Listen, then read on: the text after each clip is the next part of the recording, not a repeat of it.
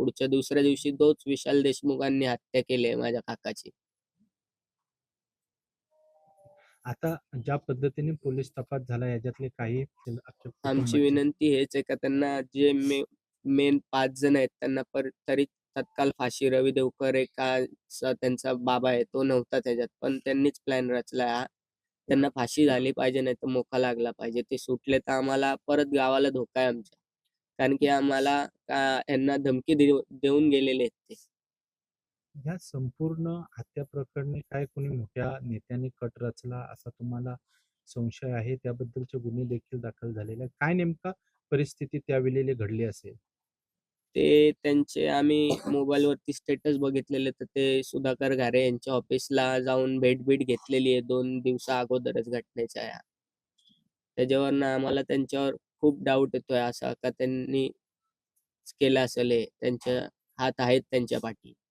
अजूनपर्यंत त्यांना अटक नाही केलंय सुधाकर घारे यांना. आणि भरत भगत यांना अजून अटक नाही केली का? पण त्यांची तपास घ्या ना त्यांचा. अशीच विनंती आहे पोलिसांकडे. माझ्या पप्पांचा गुन्हा काय होता की त्यांना एवढ्या निर्घृणपणे मारलंय? त्यांचा गुन्हा काय होता? त्यांनी समाजसेवा केली, हाच त्यांचा गुन्हा होता का? त्यांना फाशी झालीच पाहिजे. नाहीतर रस्त्यावर जाताना कोण 100 वेळा विचार करतील लोक. अशी मर्डर वगैरे होते. माझी फक्त एवढीच मागणी आहे की त्यांना फाशीची शिक्षा व्हावी. आता जे पोलिसांनी 10 आरोपी एकूण पकडले आणि जे अजून 2 मोठे नेते आहेत राष्ट्रवादीचे, ते अद्याप अटक नाही.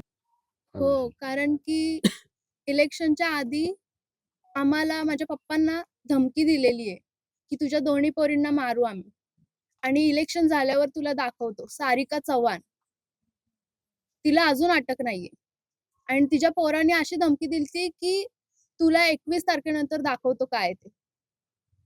कोण आहे सारिका चव्हाण? म्हणजे कशा संदर्भात तिचं वक्तव्य आहे? ती आमच्या शेजारीच राहते.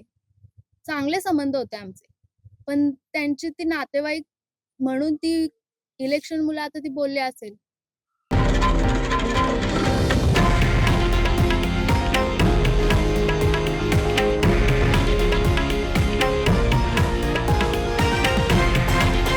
हे आहे देशातील नंबर 1 न्यूज नेटवर्क आणि आपण पाहत आहात TV9 मराठी, एकमेव.